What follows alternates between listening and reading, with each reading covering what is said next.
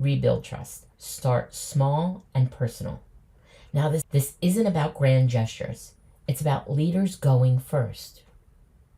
It's about admitting missteps. It's owning what wasn't handled well. It's accountability. Vulnerability doesn't cost credibility, it builds it. Try, here's what I missed during the transition and what I'm learning. As a leader, speaking to that is your first step in rebuilding the trust and getting people to see that you're a real human as well.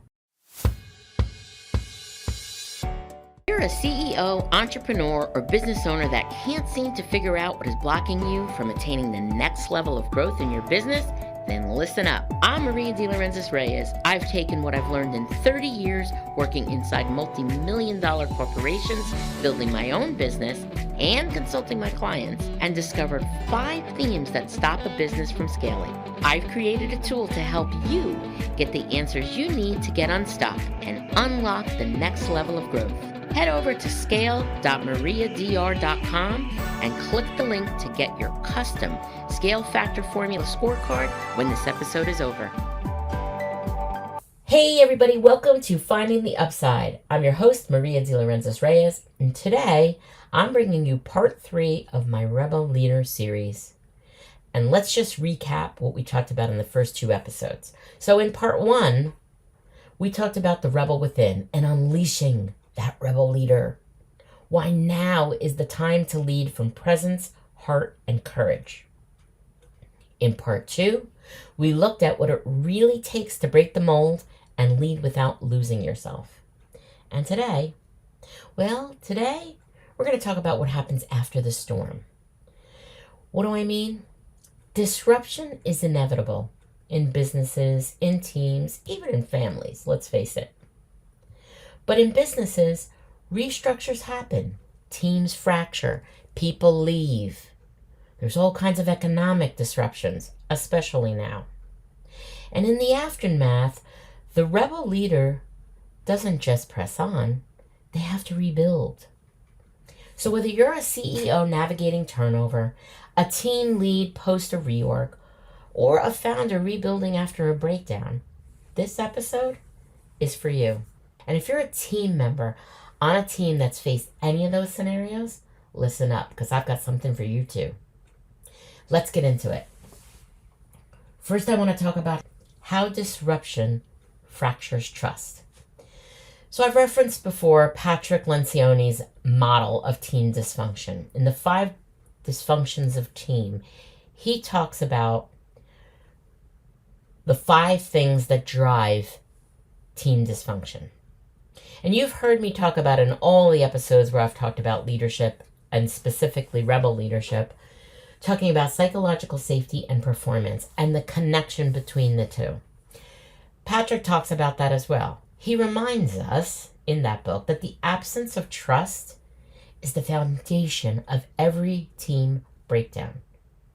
You know, in any relationship, the absence of trust is when things start to fall apart as well. So this applies.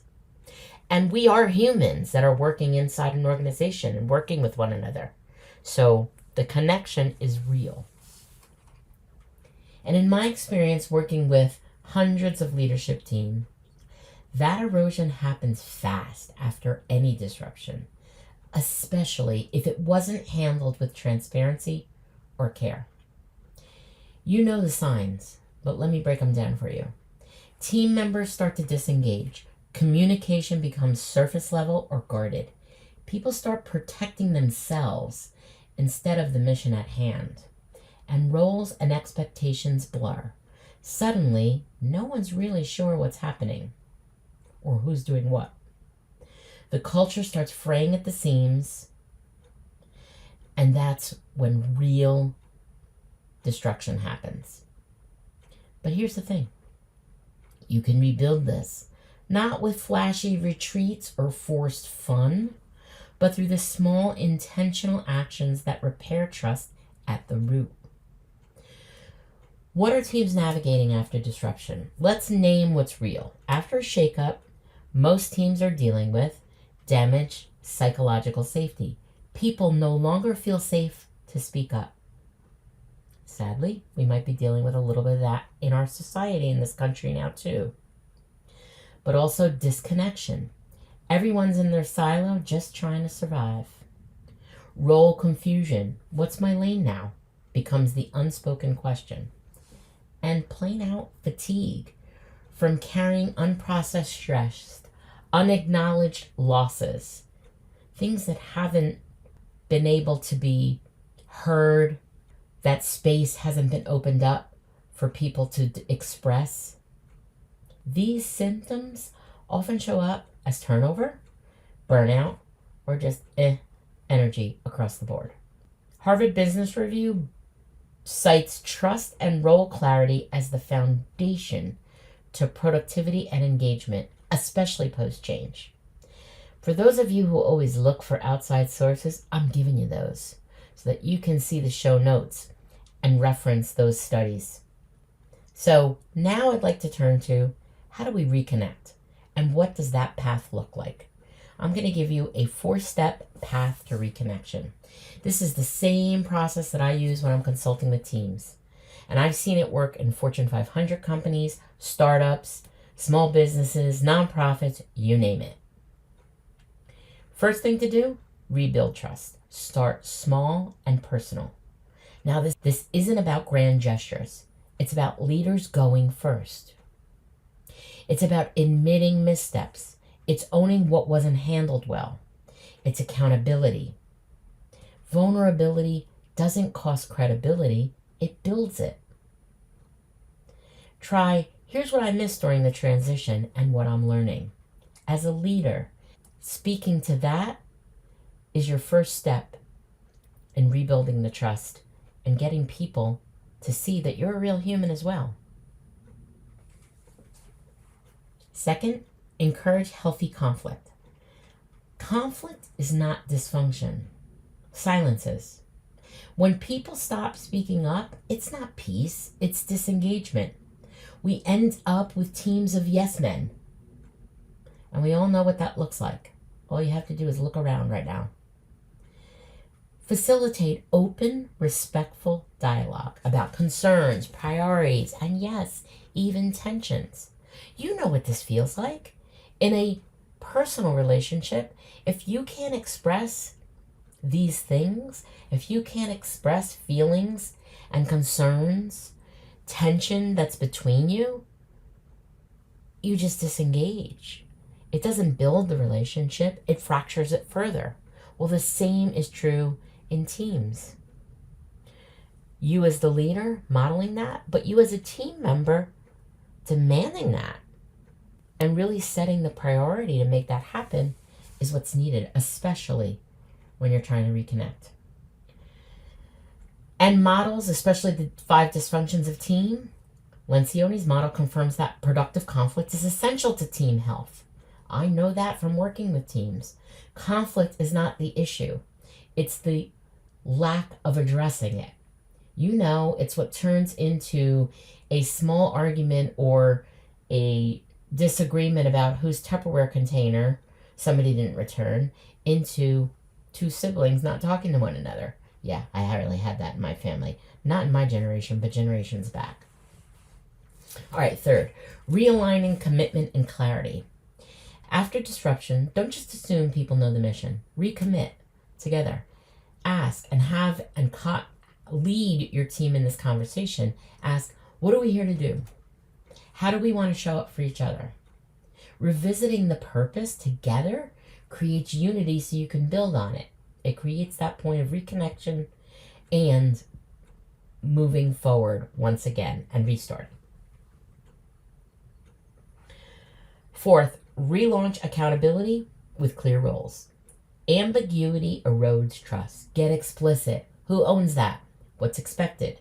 And don't just set expectations, celebrate progress. Recognition reinforces behavior. I have this little joke when I'm training teams, when I talk about this. Reinforce the behavior you want to see more of. It's just like training a dog. Not that people are dogs, I never said that. But it's very simple. That's the point. Reinforce the behavior you want to see. We often say that with children as well. Reinforce the behavior you want to see more of. The same goes with team members. Celebrate progress and recognize those wins. You'll see more of that. Accountability without connection feels punitive, not productive. So having that connection allows people to be okay with being accountable, whether it went well or didn't. Why does this matter now more than ever? Let's get into this. Reconnection is the new retention strategy, period. Teams that restore trust move faster, innovate more, stay longer. And that's just not a culture win, it's a business win. In a world where we're still recovering from all of the labels and the things that happened, the quiet quitting, the restructuring, the emotional exhaustion, culture isn't a soft skill, it's a strategic advantage. And I'm on a mission to get companies and leaders to embrace that. Reconnection isn't soft, it's strategic. It's the foundation for innovation, retention, and performance. Culture isn't fluff, it's your infrastructure.